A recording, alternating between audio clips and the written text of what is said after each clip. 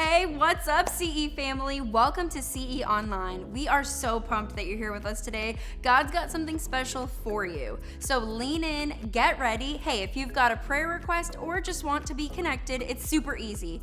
Go to churchexperience.tv/connect or scan the QR code on the screen. And hey, go ahead and hit that subscribe button so you never miss a moment with our CE family. Let's go. Service is about to start.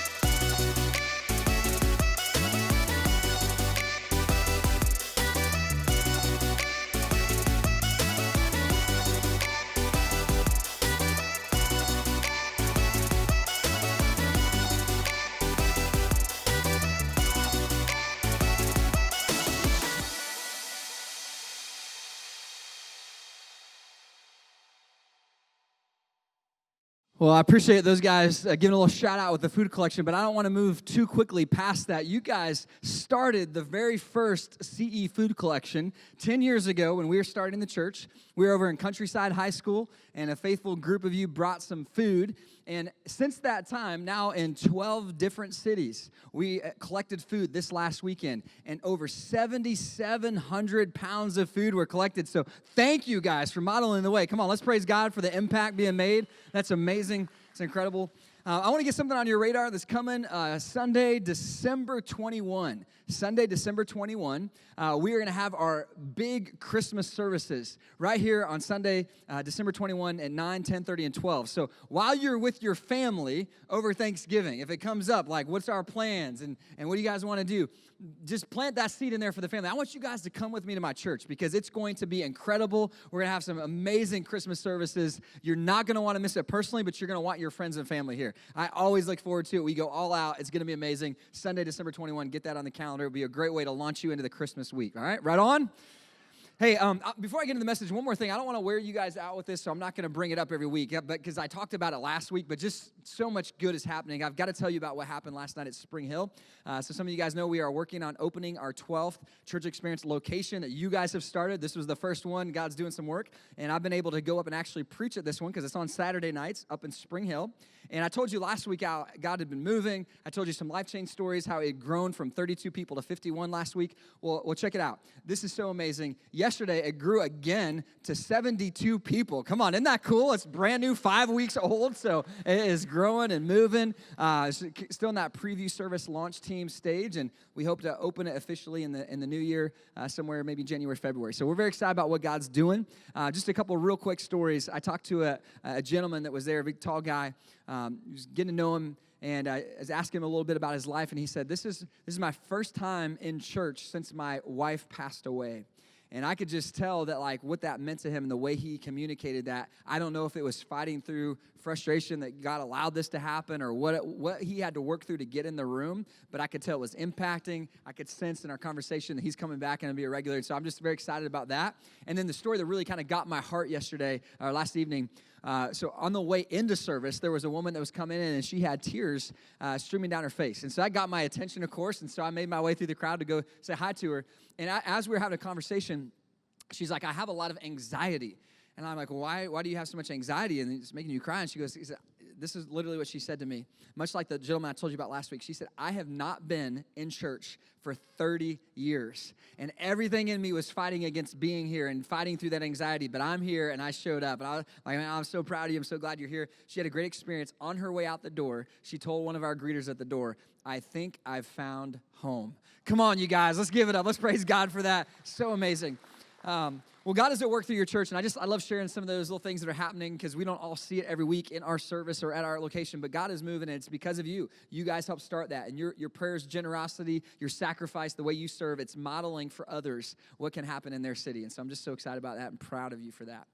All right, well, let's get into this. We're talking about money this whole month, and today is like the grand finale. Then we're going to move on to Christmas and some other things. But it's our last week, and I was talking to a couple that left after our first service this morning, and I asked them how long they've been coming, and they said, we've been coming about 3 or 4 weeks, and we really like the church. And I was like, well, that's a good sign, because if you came during the money series and you love the church, man, you're going to really love it the rest of the year, because that's always my concern is that people have these different fears about what a church is, and they're just going to talk about money all the time. And we do talk about money. We don't shy away from the hard stuff. stuff, but once every 12 to 18 months, we'll do a whole series on it, and that's what we're finishing today. And so if you are new, welcome. I'm glad you're here. In this series, we've talked about a lot of things. We talked about, just a recap, we talked about generosity the first week. We talked about how to think about money and how people who have money think about it. We talked about what money can and can't do, and why it's amoral. It's not necessarily good or bad. It's the love of money that's the root of all evil, and so you can do great good with money. You can do horrible things with money, and everywhere in between. It's how you manage it, and so that's what we talked a little bit about.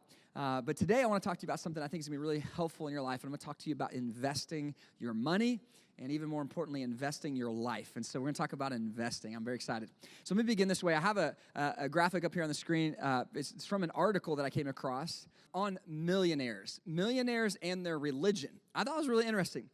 It said, in this article is by the nonpartisan wealth research firm New World Wealth, they found that 13.1 million millionaires are in the world. So there's 13.1 million millionaires of the 8.2 billion people on earth, which, by the way, that sounds like a lot of millionaires out there, but that's only 0.016% of the world's population. A lot more people live on $1 a day than people live with millions. But nevertheless, there's 13.1 million millionaires. Here's what was fascinating to me.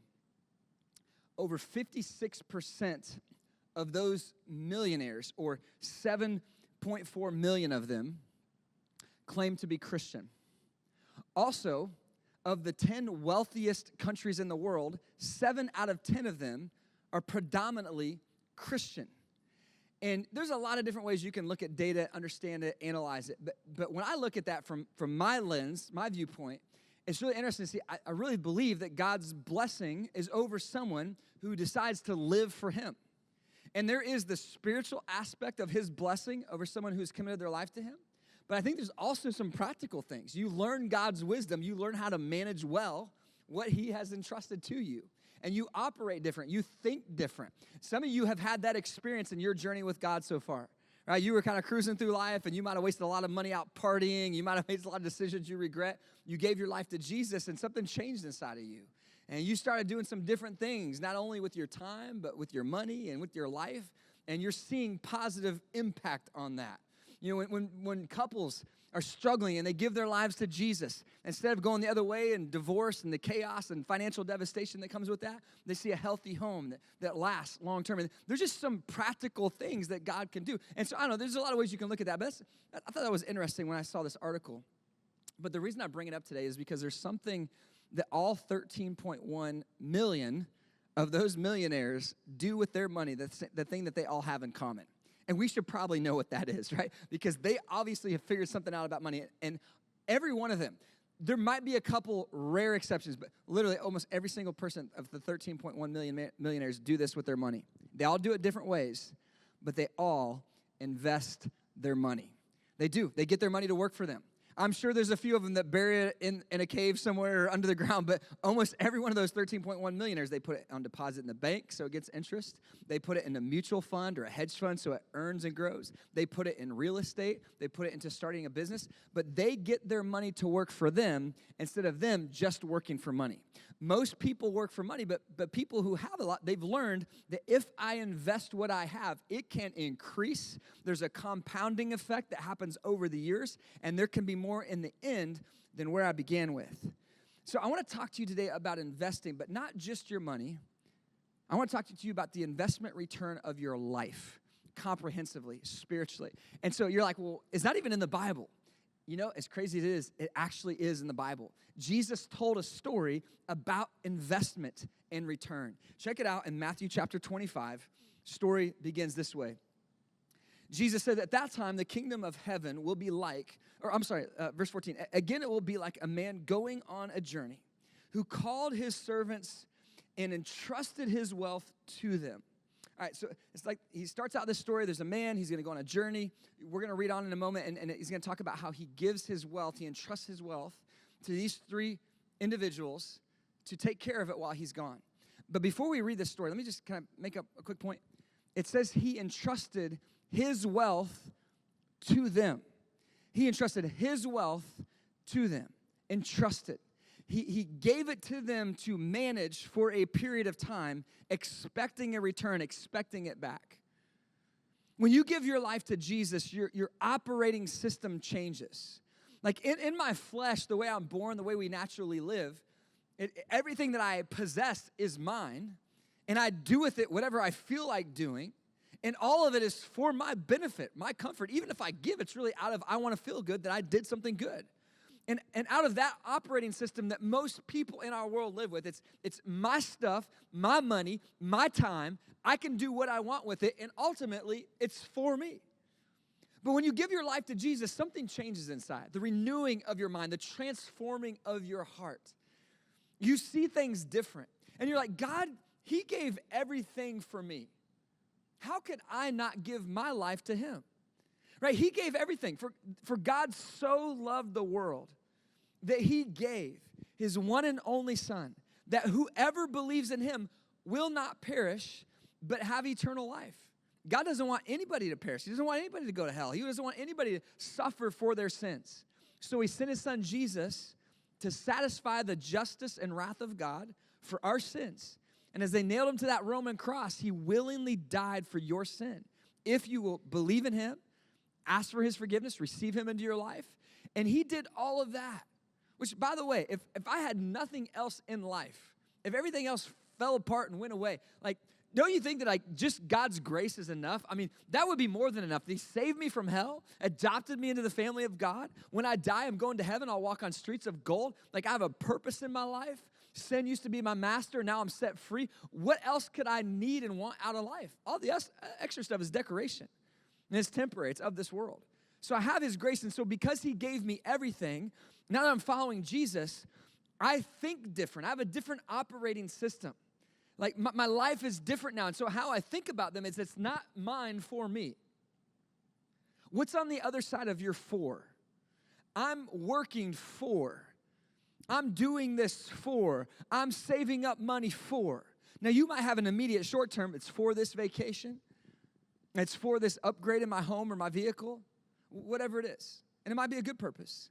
But on the other side of your for, ultimately, are you going on that trip? Are you saving up for that? Is it ultimately just to make your life better? Or as a Christian, what I'm doing is on the other side of my for, all things, do all things, as the Bible says, for the glory of God. As it says in Colossians 3, whatever you do, work at it with all your heart as working for the Lord. So when you show up, you're not working for a paycheck at your job on Monday morning. You're showing up to give God glory in what you do. And what you do, you're there for a mission, you're there for a purpose, not for a paycheck. And so there's a different way to think about what you have. And so what we do is we come before God and we say, hey, God, all the things that I have, my home, my time, my abilities, all of these things are an entrustment from you. You own them. You know my number of days. You've created me. You've given me everything I have. Yes, I've worked for it. But God, you have given me breath in my lungs, the opportunities, the abilities. You've made me who I am. So all of it is yours. Can you say that? Do you believe that? That everything in your life, your wealth included, is God's? That's a different way to think about things. But that subtle difference that Jesus chose those words on purpose. He entrusted. So he's entrusted me. So where does that leave me if I'm not the owner? If God is the owner of my life, it makes me a manager, which is a really good thing. Do you remember maybe some of you made the move from an apartment to a home and you bought a home? I remember when we bought our home here in Florida about 11 years ago. We had lived in an apartment. I remember that change. It was good in so many ways. I kind of missed the community pool and they didn't take care of it and all that. I kind of miss it. But you know what? One thing I realized is different is now when something breaks down, it's on me. I got to fix it, right? Like before, I just pick up the phone and the dude showed up. He fixed it. They paid the bill. Now I'm on the hook for it. When you're the owner, ultimately you're responsible. And the amazing thing, the freeing thing in life is when I realize that my life is surrendered to God. He's the owner. So yeah, he won't do my job. I need to work hard. I need to budget. I need to save. I need to be wise with what he has given me. But in the end of the day, it's, God, this is all yours. So help me. I sleep so much better at night. God, let me know what you want me to do. I'll do it. God, my life is in your hands. I'm going to pray through these decisions. But ultimately, God, my life is in your hands and you're the owner. And it takes a lot of the pressure off. And it also helps right size and align my life to understand my life is in his hands and I can rest at peace. So do you view your life that way? Or are you still the owner? Is it really, because that's really a self-centered way to live, right? We wouldn't think of it that way, but it's like if everything I do is mine and it's for me, then I'm really living for myself. as a believer, I should operate and think differently than the world. That's how the world thinks. How we think is, God, my whole life is yours. Whatever you want, I'm yours. I'm in your hands. All right. Matthew chapter 25, so this owner, he has all this wealth. He entrusts it to 3 of his servants. Here's how the story goes, verse 15. To one he gave 5 bags of gold, to another 2 bags, and to another 1 bag, each according to his ability. Then he went on his journey. The man who had received the 5 bags of gold went at once, put his money to work, and gained 5 more bags. So also the one with 2 bags of gold gained 2 more. But the man who had received 1 bag went off, dug a hole in the ground, and hid his master's money.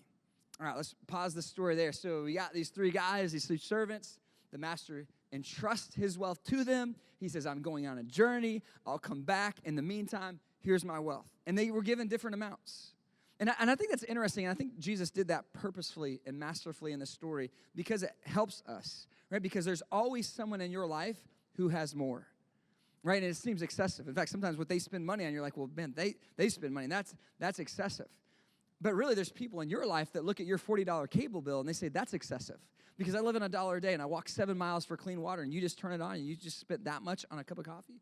You spent $7, that's like a week of taking care of my family. So it's relative, and so it's not really helpful. I don't think the purpose of the story is to compare who has more, who is given more.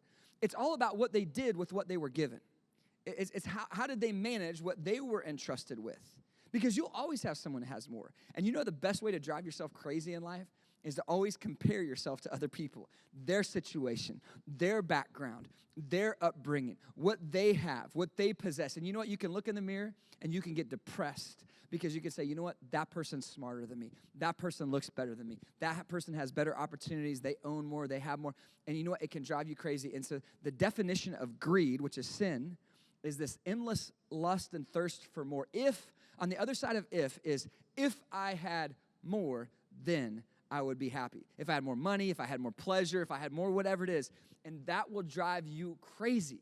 And some people live that way. They live under the illusion that when I get there, and it might be a job promotion, when I find that special someone, when I can finally retire, but you know what? They'll just be different problems. That will not solve your root problem. Your root problem is not something out there. The root problem in our lives is sin, right? This self-centered where it's all about me. When I surrender my life to Jesus and I say, Jesus, I need you in my life. I want you to be the Lord of my life. I'm not the God of my life. I want you to be God of my life because you are God in the universe. And so if in my heart, God is not on the throne, that means my life is out of alignment. Because God is first. He is greatest. He's the name above every other name, right? He's the highest. So if there's something higher than God in my life, that means my life is out of alignment. If money's more important to me than God, it's not that God's got it wrong. It's like I'm out of order. And so I want to align my life recognizing that's not about having more. That's not the goal. I want more of God's presence, yes, but more of the material is not going to be the thing that satisfies me. We talked last week, there's a lot of good things you can do with money. So it's not bad to have more either. Right, so I have to be careful in how I balance it. It really comes down to my heart. So what I want to do is instead of comparing to those who have less, those who have more, what I want to do instead is I want to learn to manage well what God has entrusted to me. What I have in my life, I want to say, God, it's all yours. It's at your disposal. How do you want me to manage my life so that I can advance your kingdom, make this world a better place, be faithful with what you've given me? And I want to point out to you 2 different responses that these people had to what they were giving. Down in verse 19, take a look at this. So after a long time, the master of those servants returned and settled accounts with them. The man who had received 5 bags of gold brought the other 5. Master, he said, you entrusted me. You see that in his language? He understood there was an entrustment. He said, you entrusted me with 5 bags of gold. See, I have gained 5 more. There was a return. His master replied, well done, good and faithful servant. You have been faithful with a few things. I will put you in charge of many things. Come and share your master's happiness. The man with the 2 bags of gold also came. Master, he said, you entrusted me with 2 bags of gold. See, I have gained 2 more. His master replied, well done, good and faithful servant. You have been faithful with a few things. I will put you in charge of many things. Come and share your master's happiness. It's interesting, you know, this first part of the story, these first 2 guys, like what they were given in varying amounts, they both maximized what they had. They both put the money to work. They invested it. We don't know what they did. We don't know what investment they got into, but there was a return. Now, I want you to notice something you might have read right over. Maybe you've read this story before. At the very beginning of it, at the beginning of this part of the story, it said that after a long time, verse 19, after a long time, the master of those servants returned. So it was a long time, a long time. Hey, if anybody ever comes to you and says, after a short time, this investment, it's going to blow up, man. It's going to change your life. You know, it's like all these zeros at the end of just in a very short time. That's not an investment. That's what we call a what? A scam. So they called you too, huh? You got that phone call? Yeah, we've all had that call. Like, there's a lot of that out there because, you know, here's what the world's marketing is all about. Elevating the benefits, minimizing the cost. Right? That's usually how you can spot a scam. Hey, it's not that. It's just a little bit. It's not that big. It's not going to cost you very much. It's not going to even be hard. I mean, just close your eyes, wake up the next day, and it's all. And look how amazing it's going to be. You'll be wealthy and rich and all these amazing things. And whatever the thing is, they're trying to pull you in, whether it's pleasure or money, whatever. Like it's like they minimize the cost and they elevate what you get out of it. And you get into that thing. You take a bite of it and you realize, whoa, this is all wrong. This actually cost me a lot more than what I imagined because there's more, and they're pulling me in. There's more, and there's more time into it. There's more regret in it. It's like, oh, man, it's disappointing. It's more dissatisfaction, and it ended up not delivering. They overpromise and underdeliver. What I love about Jesus is he does the opposite. He does the opposite. He doesn't minimize the cost. He says, if you want to follow me, if you want to not just generically believe in God, the demons believe that there's a God.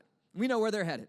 He says, if you really want to follow me, take up your cross and follow me. Give your life. Die to yourself. He says, if you want to follow me, you've got to give it all. This is not just a generic belief. This is like, I am all in. Jesus, you have all of my heart. So he elevates the cost. And then on the backside, instead of over-promising and under-delivering, there's so much more that you receive than what you can possibly imagine. In fact, the reason why the Bible does not talk a whole lot about heaven, we know there's streets of gold, right? The best thing in earth will be the worst thing in heaven. We know that God's presence is there. His people are there. We know it's going to be amazing. No more sickness, no more death, no more darkness, all that stuff. But it doesn't talk a whole lot about it because the Bible says no mind has imagined, no eye has seen how good it is. And if you had a glimpse of how good it is, you wouldn't want to be here anymore. You just want to be there. God over-delivers. And when we start to follow him, we realize, man, I have a joy that's unspeakable no matter what I'm going through. I have a peace that surpasses all understanding. He has delivered more into my life than I could ever have got out of this world. He does the opposite of what the world does. He over-delivers. It's the best investment I can ever make with my life is to follow Jesus. And when I look at this story, it's really interesting because these guys, it says, after a long time, the master returned. At the end of your life, and I hope you have a lot of years. I hope there's no cancers. I hope there's no car accidents. I hope there's no struggles and heart attacks and problems and things that can happen in life. I hope none of that stuff happens. But we are all painfully aware of, because we've all lost people that are close to us, that there's a finality to my life, and it could be in a month, it could be in a decade, it could be way down the road. But what I know is that there will be a day where I stand before God and give an account. And if I'm not living my life with an awareness that I will come before a holy God who created me, it's not just like we just go away. Like the one who created me and gave me life, I will stand before him with heaven and hell and all eternity at stake. And I'm going to be given account for how I live my life. And what I love about this story is he says, after a long time, the master returned to settle accounts with him. What does God expect from me? Does he expect perfection? Because when I stand before him, I'm not going to be perfect. And so do I need to be sweating this and fearful of this? No. Because God's perfect love covers those who have turned their life over to Jesus. So my salvation is not based on how I perform, what I do, my daily decisions. That's not where my salvation hangs. My salvation rests secure in the fact that Jesus satisfied the wrath of God for my sins. And when I've humbled myself, turned my life over to him, that's salvation. But I'm still going to give an account to what he gave me. And I want to hear what these two servants heard. Well done, good and faithful servant. You were entrusted with this. Come and share your master's happiness. Like, I want those eternal treasures. I want that reward for living a life here on earth that pleased God, that I made the most with what I have. And you know what? We have a saying around here. We all say faithfulness brings fruitfulness over time. As Eugene Peterson said, it's faithfulness, it's long obedience in the same direction. It's where you commit and complete. You follow through. You're faithful. You pick it and stick it, and you keep showing up. And I like this. These guys, we don't know how many years it was, but they invested what they had. They put their money to work. We don't know what business they were in, but they worked hard at it. And the master came back, and he was satisfied. But, unfortunately, that's not the end of the story. The last part of the story, I'm going to read to you, and then we're going to get into some real practical things here with the remainder of our time. He says, Matthew 25, verse 24, it's sad this third guy did not invest his money. And then the man who had received the one bag of gold, he came, and master, he said, I knew that you are a hard man, harvesting where you have not sown and gathering where you have not scattered seed. So I was afraid. It's never good to make decisions based on fear.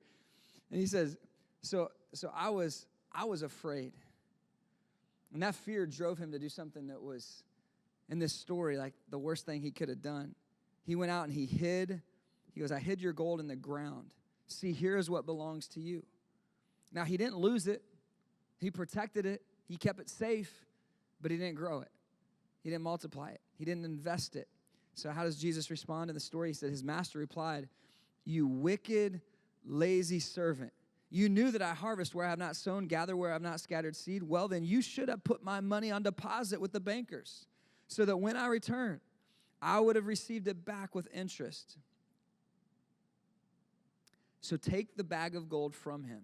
Give it to the one who has 10 bags. For whoever has will be given more. They will have an abundance. Whoever does not have, even what they have will be taken from them. And throw that worthless servant outside into the darkness, where there will be weeping and gnashing of teeth. Whoo, man, this is a banger of a story. I mean, Jesus is like getting real. He's like, man, this guy, like, he didn't lose it. He just hit it in the ground, and he says, you're wicked, you're lazy, throw him outside. And you read this, it's kind of shocking, right? It's like, why such a big deal? Like, he didn't lose it. He didn't go out and gamble it away. He didn't squander it on pleasure. Like, he still had it. Why does Jesus call him wicked? Why does he call him lazy? Why is he getting thrown outside? It's kind of rattling, a little bit terrifying. Like, I can see why those who invested what they were given were rewarded, but the one who didn't lose it, he still had it. And when I zoom out and look at this story, I think part of Jesus' purpose is to help us see that we have been entrusted with so much by God, and he expects you to utilize what he has given you for his good purposes. And for me to bury my abilities in the ground, for you to take what he has put inside of you, your dreams, your skills, your experience, knowledge, relational connections, you take all of that and bury it in the ground and only use it for your pleasure, only use it for your benefit. When there's 8.4 billion people in the world, when there's people who are starving, there's people who are broken by sin, people who are strung out on drugs and stuck in addictions, families falling apart. The vast majority of our population, we believe theologically, are headed for an eternity in hell, separated from God, because he will not force you to live in heaven with him if you reject him here on earth. And all of that is happening around us. And for us just to build up our best life now and have our little thing just be so great, and we just bury in the ground our talents. We bury in the ground our financial treasures. We bury in the ground our one life, our time that we were entrusted to live in this generation. At this time, with all of this opportunity, you were given so much. And to stand before a holy God when there was so much of the world is perishing and say, well, I lived a pretty good life, I had a great retirement, and I did this and that. Like, that is burying it in the ground. It's not that God is opposed to those things. You need rest. He loves to bless his kids. He wants good things for us, but most people are burying the time, the talent, the treasures that they have in the ground and not investing them in what's going to matter for eternity. So how can we live different? How can we invest our one life well? If you want to take notes, I'll briefly give you just a few things here that I think will help. Write this down. If you want to invest different, invest big in your growth. That's an important thing. Invest big in your growth. What's the best thing you can do with your money? What's the best thing you can do with your time, your energy? Invest big in your growth. Because let's talk about it like this. Just your money. 20 years from now, 30 years from now, what your money looks like, the biggest indicator on that will probably be the wisdom that you have or don't have right now, the things that you learn or don't learn. And there's so much more to learn about how to manage it well, how to save it well, how to invest it right. And so some people struggle along on money, and they need more wisdom. You need to get around people. They need to learn from people. You need to read some books, get some Christian counseling, get some advice. Sit with people who understand what you're going through. They've been through it. They can help you through it. They say that as the island of our knowledge grows, so does the shoreline of our ignorance. As the island of our knowledge grows, so does the shoreline of our ignorance. In other words, the more I learn, the more I realize I don't know. And as I seek wisdom, as I gain wisdom, as I grow in wisdom, I can make better money decisions, but much more than just my money, I can make better life decisions. I can learn to raise a godly family and have a home that honors God and a marriage that blesses other marriages. I can learn how to advance in my career so that other people can be blessed by whatever you do with your life. I can improve these different aspects of my life by gaining wisdom, and so it's a good investment. And not everyone can afford to go get the education that they might want or the degree that they want, but there's a lot of available and affordable education that we can get. And that's why it's so wise for us to be connected into God's churches. We have people sitting next to us, behind us, beside us that know things that we need to know. Get around others. Don't do life alone. There's so much that God wants to do. We want to avoid the religion of self-development. It's not just about developing myself so that I can live a better life. It's saying, God, I want to make the most of what I have so that I can honor you. I want to grow. The biggest investment I've made in my education, any wisdom that might be in my life, the biggest investment I've made of time and energy is every day when I wake up, I start my day by coming into God's presence. So I pray. I spend time in his word. I open up the Bible. I say, God, you are all wise. You created life. You know me. You were around long before I was. And so I'm going to come into your presence because I need to learn from you. I need to humble myself and come into your presence. And I want to. There's joy in God's presence. I have a friendship with God. I talk to him about what's going on in my life. I get guidance from his word to keep my life on the right track. I'm a better husband. I'm a better dad. I'm a better man than I would be if I didn't have Jesus. I don't want to think about who I would be without him. But he's changed my life. And so I'm just kind of pointing the way of where I think, the investment that we can make leaving here, if we want to invest our lives well, we got to invest in ourselves. We think different. Those first two people, they thought different. The other guy, he was driven by fears. The other two said, no, we want to invest this well. The second investment that you can make is I want to learn to manage money like an investor. I want to manage money like an investor. All right, we want to start thinking like an investor. How does an investor think? The other day, I was driving down US 19, and I heard this rattling in my car, this weird sound, and I was like, oh, man, like, how many of you guys got a light on in your car or a rattle or a sound? Anybody else? Right, a lot of us. It's like, oh, man, I'm going to have to, something's going to break down. I'm going to have to get to the shop, or when it does, I'm going to have to, and so you have all this stuff, and I'm trying to assess, like, what is that? That's a different sound, and it was weird because it didn't sound like it was coming from the engine, and the more I kind of listened for this as I drove along, it sounded like it was coming from above me. So I pulled over, I got out, I'm like looking up the top of my car, and the luggage racks on top of our SUV, I grabbed a hold of one of them, and it was loose. I had lost a screw. A couple others were loose. So I went to Home Depot. I got the right screws. I got it all set and tight. Drive down the highway again. Man, it was peaceful, smooth sailing, no noise, no rattle. And it was the little thing that was robbing me of the pieces. I'm driving around because in my head, I'm like, what is that? I didn't know what the problem was. It was loud. But then when I figured out that little thing, it made a big difference in what I experienced and what I was thinking about my vehicle, right? And so when I say manage money like an investor, how does an investor think? There's people who are entrusted, their job, other people give them their money on loan, and they say, hey, will you invest this for me, get a return? Hedge fund managers, mutual fund managers, they invest people's money, bankers, they take that money, and they'll get a good return so that you have more at the end of the year than you had at the start of it, if they manage it right. And so how does a manager think? How does an investor think? Well, they think about the small things that other people don't have time to think about. Right? They think about the difference in the fees that are being charged for that fund. They think about the interest rate, the return. They think about the expenses. They think about the liabilities and how not to lose the money and the ROI, return on investment. And so what I want to do with my money, and more so with my life, is I want to think about those details, those small things that can give great peace in my life when I'm submitting them to God. And I'm saying, God, I want to manage all the little things in my life well. For example, someone in here today is dreaming about a new vehicle, and your hope for the new year is I'm going to save up, or I'm going to get a loan, and I'm going to get a better vehicle. But you're not taking care of the one you have.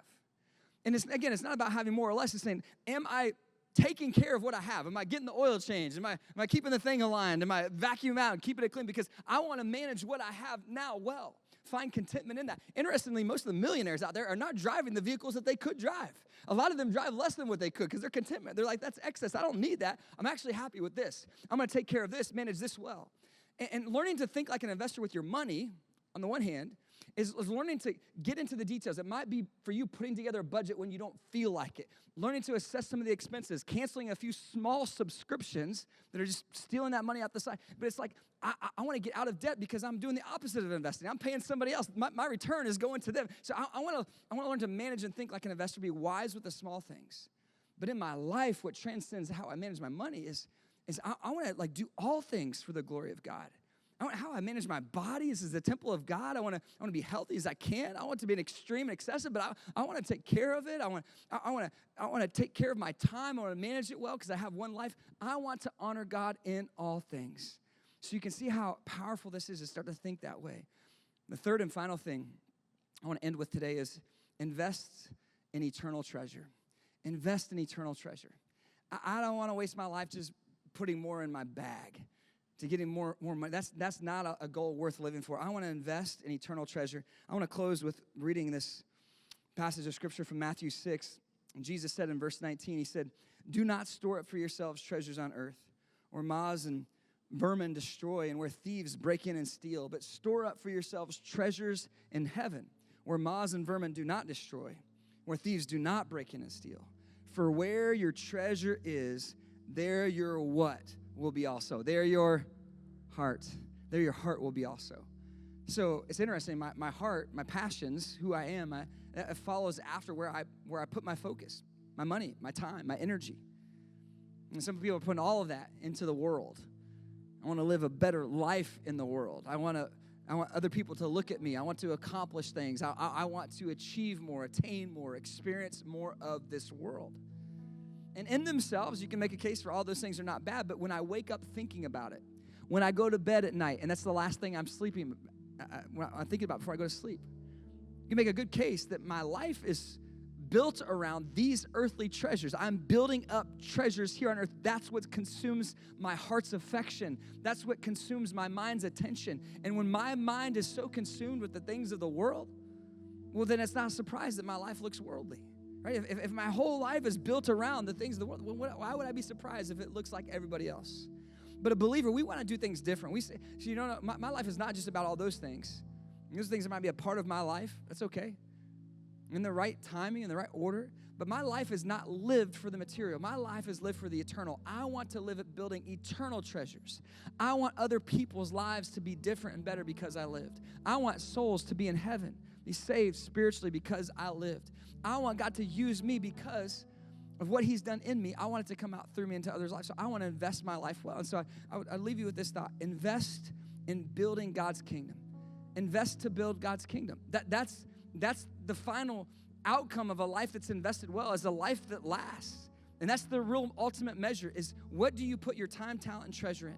Will it last beyond this life? If everything I do here expires, is burned up, put in a landfill, then I've not made a good investment with my one life.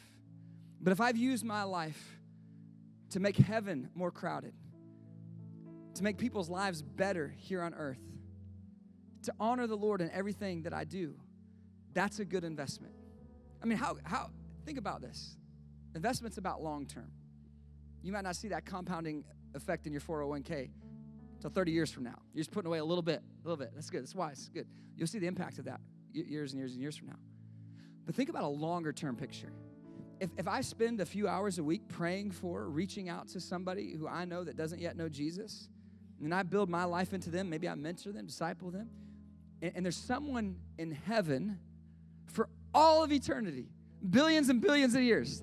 They're there forever because of your investment in this short window of life, this vapor that you have. Wouldn't that be an incredible investment? Wouldn't that be an exceptional return? That you put some hours in, and we don't have time. I'm too busy, I don't have time. But imagine if you started to think of your life different. God, you've entrusted me. I want to make an investment that's going to last. Souls are forever. I want other people to be in heaven and following you because I lived. How amazing would that be? And I'm so proud of this church family because year after year, from the early days of starting up in the school and the hotel and to getting here into this space and now multiplying and seeing other churches started and this new service, other things. I've just seen you guys stretch. And it's not just like things like the food collection that we did last week that's now happening all over the place and thousands of pounds going to food going to people in need. It's your example. It's what you're modeling. It's how you're investing your life, and lives are being changed out of this place. This is an epicenter of kingdom work. And so we're seeing a lasting return. And you know what? You have a book in front of you. Before I pray for you, I just want to encourage you to pull that out for a moment. You're going to have time to read it later today. You don't have time right now. But inside of this, if you read through these pages, it talks to you about the impact that's being made through this church, the lives that have been transformed. Over 1,000 people that have given their life to Jesus in these 10 years. Guys, I'm believing that God's going to do so much more. And what this book outlines is an opportunity for you to invest. And we do this once a year. We do our Christmas offering annually. And it's an above and beyond offering that we give at Christmas time. A lot of us are giving gifts to people we care about, and Christmas is about Christ's birth. So shouldn't our first and our biggest, most generous gift be to the one whose birth we're celebrating? And so I'm going to ask you as a church family to pray about. I'm not even asking you to give. I'm asking you to go pray about. Is this something I can be a part of, and how should I be a part of? God, how do you want me to be a part of it? You know my situation.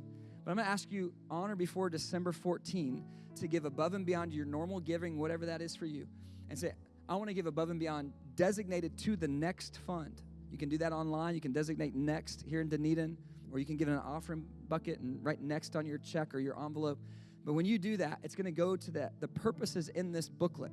Now, I'm going to summarize it for you in 30 seconds, but you can dig into it this afternoon. So there's a few things that happen. When you give to Next, on or before December 14 or anytime throughout the year, here's what it does.